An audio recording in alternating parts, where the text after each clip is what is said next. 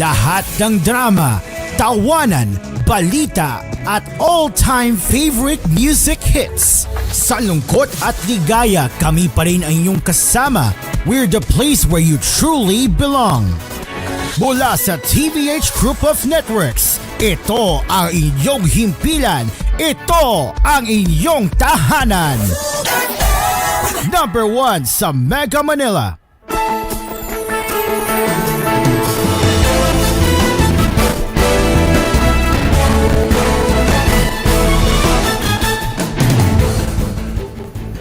Good evening, Luzon, Visayas, and Mindanao. It is now 6:01 p.m. and this is koolNews at 6. My name is Cairo and we are live on Kool FM and News Radio 93.1 where we share the latest news headlines that truly care for you.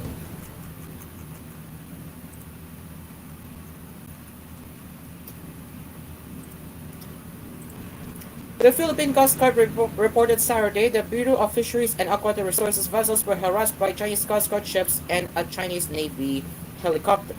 In a statement on Saturday, PCG spokesperson Commodore J. Terrella said BFAR vessels BRP.2 Pakbuaya and BRP.2 Bangkao were en route on the morning of January 24 for a maritime scientific survey and sampling at Sandy Cayce in the West Philippine Sea.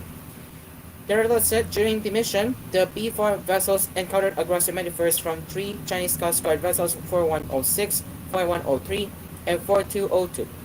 Further, according to the PCG, the Chinese Coast Guard deployed 4 more small boats against the 2 B-4 vessels, which were rigged hull inflatable boats. Compounding the situation, a People's Liberation Army Navy, or PLAN, helicopter identified by tail number 24 hovered at an unsafe latitude above the B4 RHIBs, creating hazardous conditions due to the propeller wash, Terrella said. The PCG called the incident a blunted disregard of the 1972 Convention on the International Regulations for Preventing Collisions at Sea, or COL-REX. Fortunately, the skilled seamanship of the B5 crew prevented any potential accidents during these dangerous confrontations, the PCG spokesperson for West Philippine Sea said. Excuse me. As a result of this continuous harassment and the disregard for safety exhibited by the Chinese Maritime Forces, B4 and PCG have regrettably suspended their survey operations and were unable to collect and send samples at Sandy Cayce, Terrella added. Inquiry.net has reached out to the Chinese Embassy in the Philippines for comment on the incident but has yet to receive a response. Meanwhile, the Department of Agriculture said it is targeting to lower the maximum suggested retail price for imported rice to 49 pesos a kilo by March, provided favorable pricing conditions persist, according to its top official. During a market inspection at Cartimar Market, a prime market in Pasay City, Agriculture Secretary Francisco Tualara Jr. said the MSRP will be slashed to 55 pesos per kilogram by February 1st. Then by February 15, we will lower it further to 52 pesos. By March 1, hopefully we will break 50 pesos per kilo with the main suggested retail price at 49 pesos as long as world prices remain as they are today, a maximum landed cost of $530 to $550 per metric ton for 5% broken rice, he said on Friday. The landed cost refers to the cost of shipping a specific product. Tualara clarified that the government has no intention of destabilizing the rice industry, despite some stakeholders calling for a more immediate and substantial reduction. He said that is the main reason why it has to be a drawdown, which he asked the DA chief. When we declared the MSRP at 58 pesos, a lot of people have criticized me as someone living in another planet. But the truth is, we have a plan. You cannot just shock the market. A lot of people will go out of business and many will resist our efforts, and that is what we are trying to avoid, he added. The agriculture chief expressed hope that by announcing the planned MSRP reductions early, industry players, traders, retailers, wholesalers, and importers will have ample time to liquidate higher priced stocks and renegotiate contracts with suppliers. The DA implemented the MSRP on January 20 to address elevated retail price of the staple Filipino food, even if the government has already lowered the thrift rate and global prices are declining. Last June, President Ferdinand Marcos Jr. signed Executive Order Number 62, which slashed the import duty on imported rice to 15% from 25% until 2028 to help stabilize prices of various commodities. The MSRP excludes Japanese black rice, red rice, basmati, imported malagkit, and locally produced rice.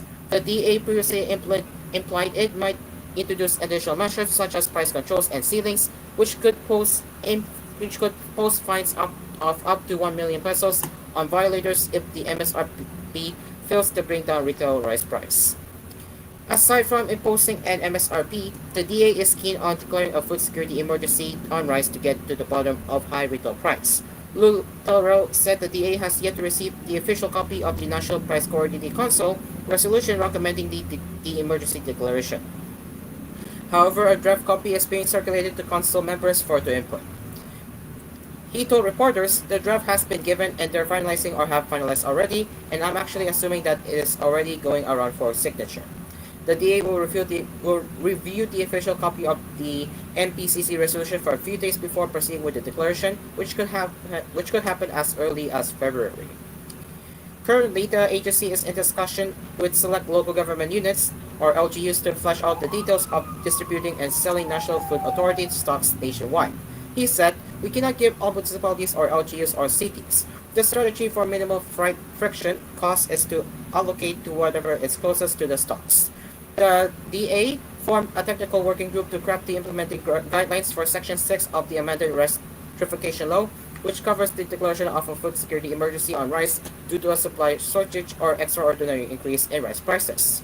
According to the DA's Special Order Number 139, the guidelines will set the parameters or formula for determining rice supply shortage or extraordinary increase in rice price. It is targeted to be released by the end of the month.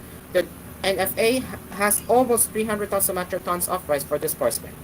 Under the law, existing NFA buffer stocks may be sold to areas experiencing a rice supply shortage or an extraordinary increase in rice prices once the emergency is in effect. They can book already. Maybe the delivery of NFA stocks is maybe February 7 to 15, he added. Meanwhile, the DA aims to roll out cheaper rice from Kadiwa at supermarkets and convenience stores nationwide by February 15 or at the latest March 1. Tularo said the DA will hold meetings with the Food Terminal Incorporated and major retail chains to iron out the mechanism for the sale of Kadiwa rice. This program will offer aging NFA stocks via the DA's 29 pesos per kilo rice program, which sells quality rice to vulnerable sectors such as senior citizens, persons with disabilities, solo parents, and indigents. Another component of this initiative is the sale of various rice grades, including the 5% broken variety, 25% broken variety, 100% broken variety, and solid rice. Broken rice refers to rice grains that are fragmented or broken during processing, such as milling. There's a chance that it or pricing might be a little bit more, but we're trying to keep it at par, Tularo said. The DA had disclosed that it was seeking partnerships with major retail chains to offer discounted rice, with the agriculture chief stating that supermarkets, groceries, and convenience stores were receptive to the DA's proposal. It has said the network of more than 3,200 retail outlets, including SM, Robinsons, 7-Eleven, Purecoat, and Merrimart, was crucial in stabilizing the retail prices of this Filipino staple.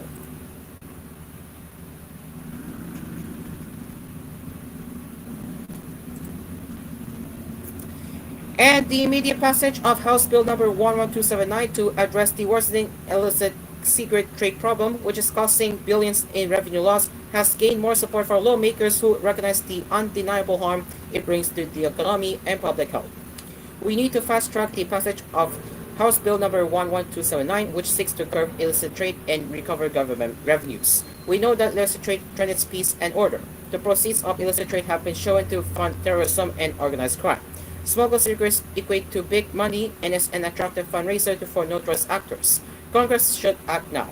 We don't have the luxury of time, said House Committee on Dangerous Drugs Chair Robert A. Sparbers. Earlier, Deputy Speaker Christine Singson Mehan of the 2nd District of Ilocos said, "We are looking forward to the upcoming discussions on House Bill number 11279 in the House Ways and Means Committee. The stakes are high, and every delay in advancing this bill allows illicit traders to continue exploiting loopholes and depriving our nation of much-needed revenue." Ilos Norte 2nd District Representative Angelo Marcos Barba, a co-author of the bill, said This measure will bring the illicit traders to their knees because it will cut off their avenues for smuggling. The government is closing in and their grip on the marketing is slipping.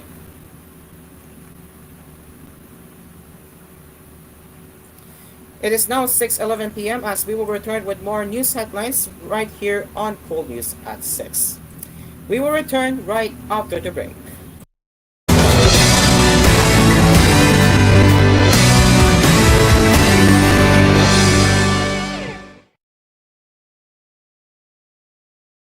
This koolNews edition was brought to you by Ginuman San Rafael, ganadong mabuhay. White Rose Papaya, Papaya Puti, Papaya Fast, manufactured by ACS Manufacturing Corporation, ISO certified, world-class quality. ACS.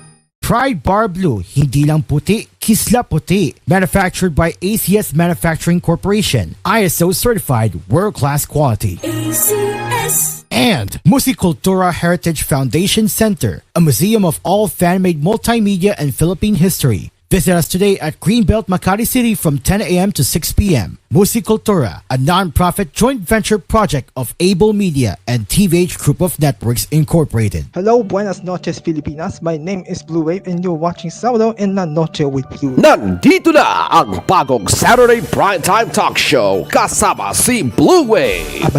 At my joy transmission po ang SPC bukas 6 a.m. Ay, joke lang po. Uli! Pero hindi mo kami katulad. Isang side lamang ang iniisip at tinatanggap. Kung showbiz balita, teknolohiya, BDAU reading o iba pa, we got you covered. One last word, Mika, I love you. Bye. Sábado en la Noche with Blue. Tuwing Sábado, 9 p.m. Dito lang sa Cool FM. Ang inyong himpilan, ang inyong tahanan. You're listening to Cool FM. #1 sa Mega Manila. Nationwide pa! Kasama mo ang himlayang Pilipino. Laging handa baunin ang alaala ng iyong mga mahal sa buhay. Ang himlayang Pilipino ay naghahatid ng mga affordable na libingan hanggang sa mas magagarang mga mausoleo para sa mga pribadong pagdililay. Para sa mga kalagdagang impormasyon, maaari kayong tumawag o mag-text sa 0968-896-4850. Pumunta sa himlayangpilipino.org o sa aming Facebook, Himlayang Pilipino Incorporated, at Instagram, HPI Memorial Park.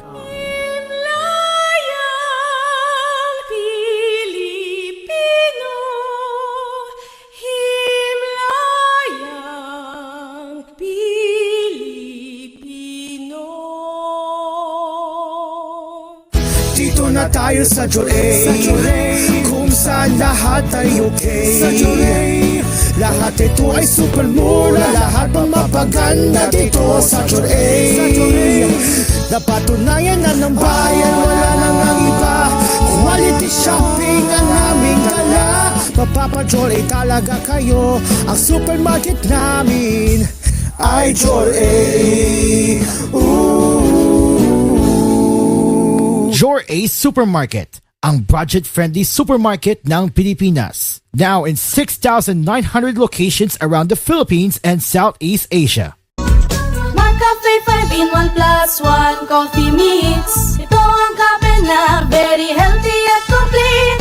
Puro ang sangkap, tunay na may herbal ang kape. Basta Cafe, suave, suave, suave.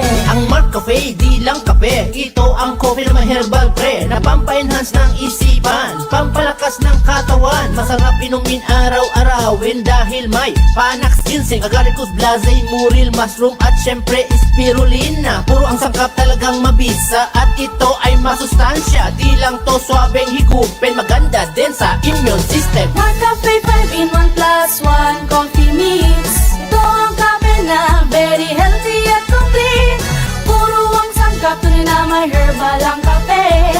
Basta Cafe, suave, suave, suave. Cafe 5-in-1 plus 1 coffee mix. Suave.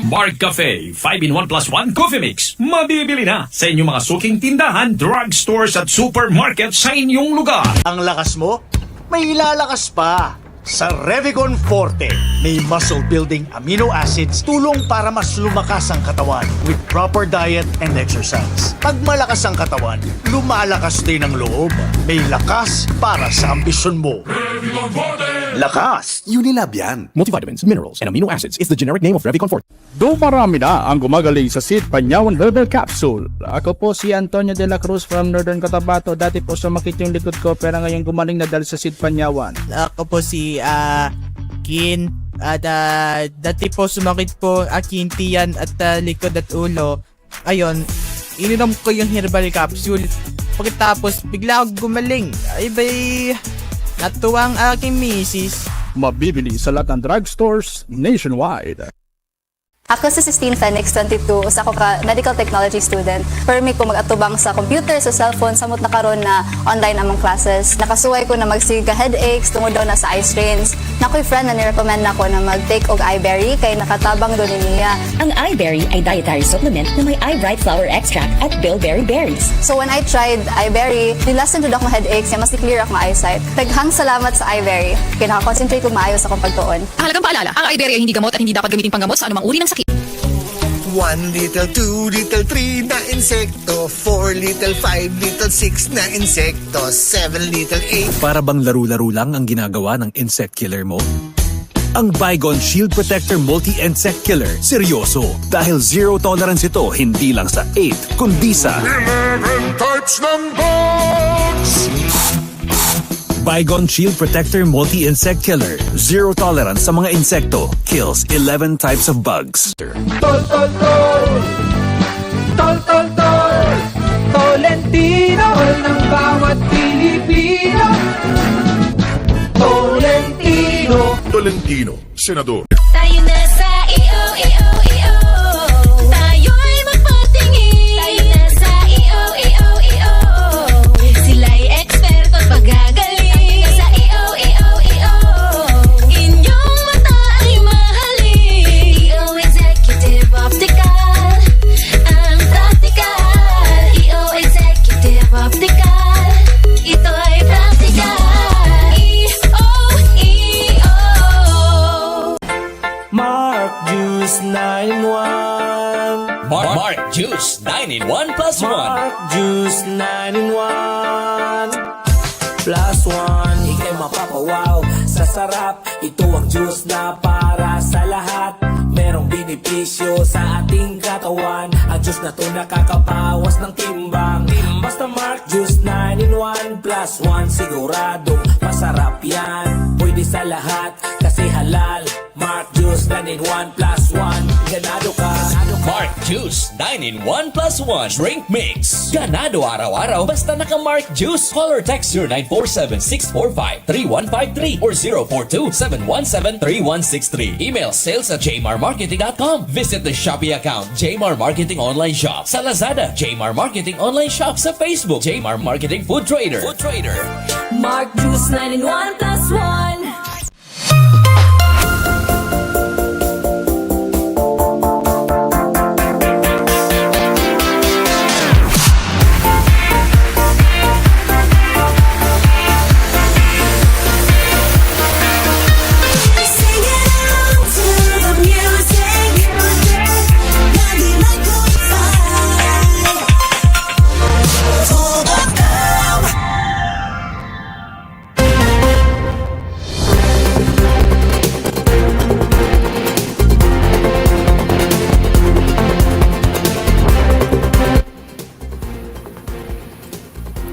Welcome back to koolNews at 6. Let's get into the international headlines.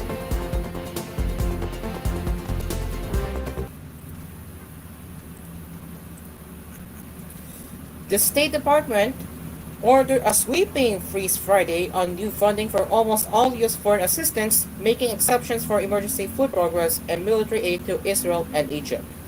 The order threatened a quick halt to many of the billions of dollars in U.S.-funded projects globally to support health, education, development, job training, anti-corruption, security assistance, and other efforts. The U.S. provides more foreign aid globally than any other country, budgeting about $60 billion in 2023, or about 1% of the U.S. budget.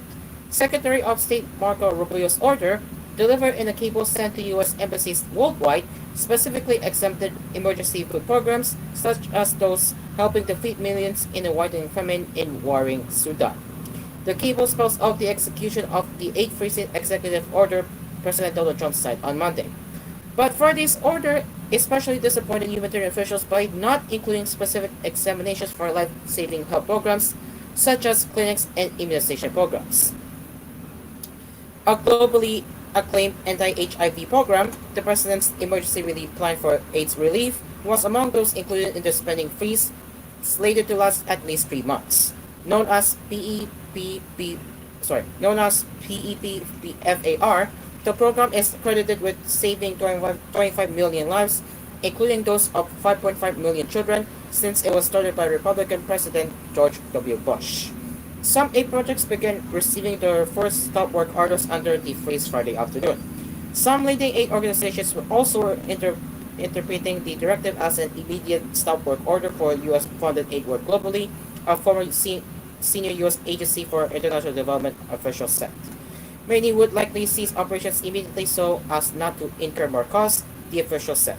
The official was not authorized to speak publicly and spoke on condition of anonymity.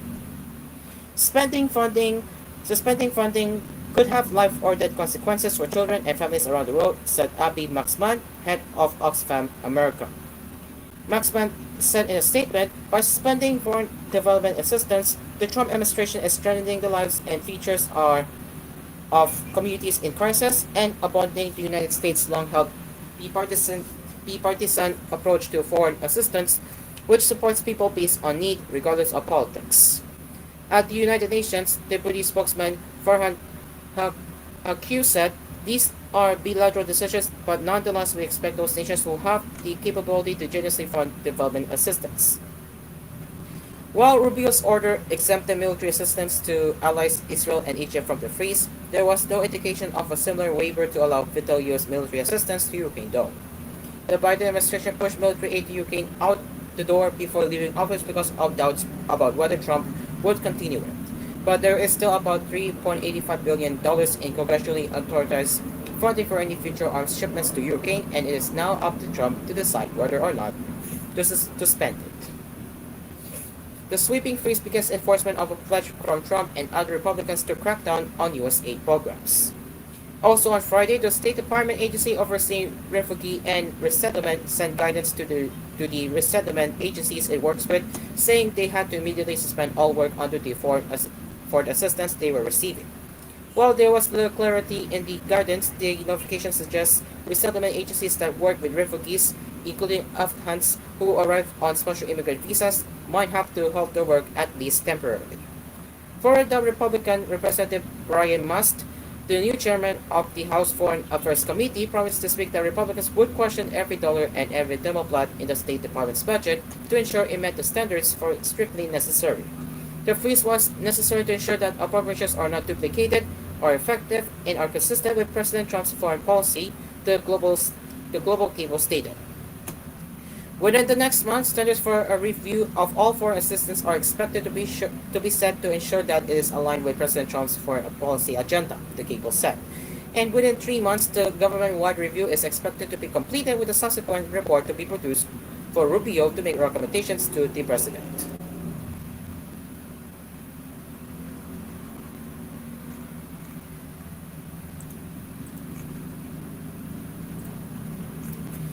Meanwhile, tens of thousands of anti-abortion activists joined by mass neo-Nazis converged in Washington on Friday to hear President Donald Trump address a rally. The self-described pro-life movement is on a roll as it staged the 52nd annual March for Life on the National Mall, invigorated by recent victories to restrict abortion and Trump's return to the presidency. They scored a historic win in 2022 when the conservative-dominated Supreme Court overturned the landmark Roe versus Wade ruling enshrining the right to abortion access everywhere in the United States. The march was something of a victory lap for the new Republican president, who claims credit for the ruling after appointing 3 of the conservative justices who were behind the decision during his first term.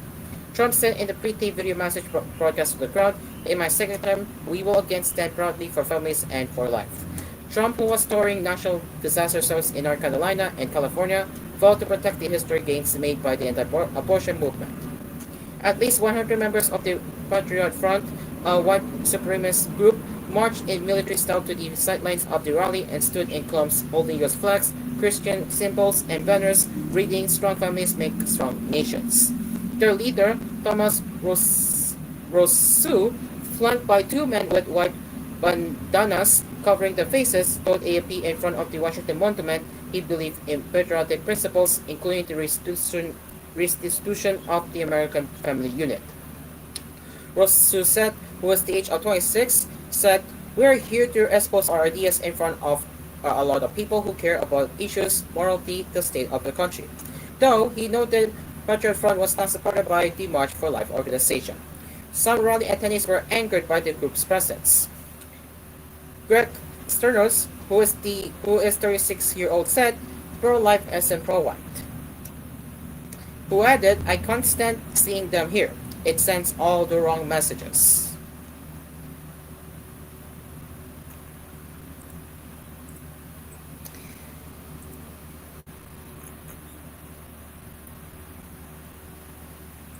And finally, as we head over to showbiz, Kim B. De Leon broke down in tears as he opened up about his reconciliation with his parents, veteran actor host Joy De Leon and seasoned actress Daria Ramirez, from whom he was estranged for years.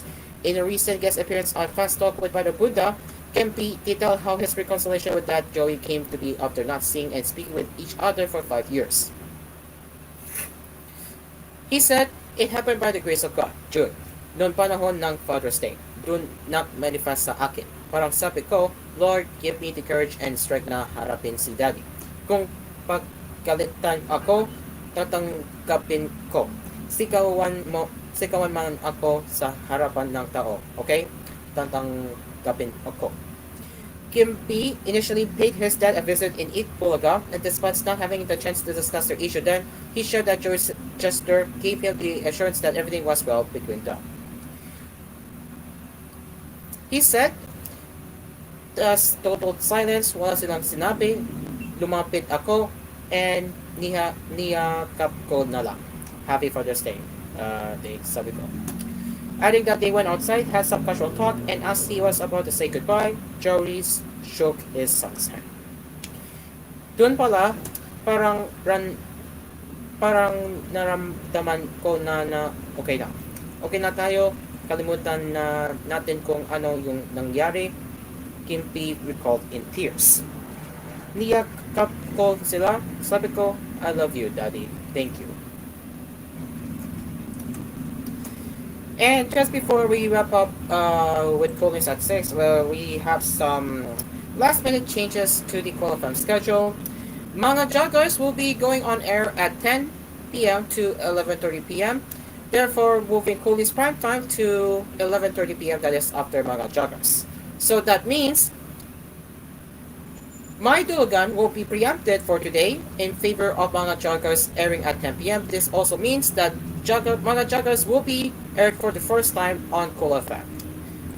This will be the first and last time of Mga Joggers airing on Cool FM for today only. So yeah, we hope to see you later for Mga Joggers at 10 p.m. And yeah, and with that brings us to the end of koolNews at 6. As always, if you have any news suggestions or feedback that you'd like to share, you can send us your comments, suggestions, and feedback through our email at tvh.news@gmail.com. I am Cairo. We will see you later with koolNews Prime Time at 11:30 p.m. Good evening.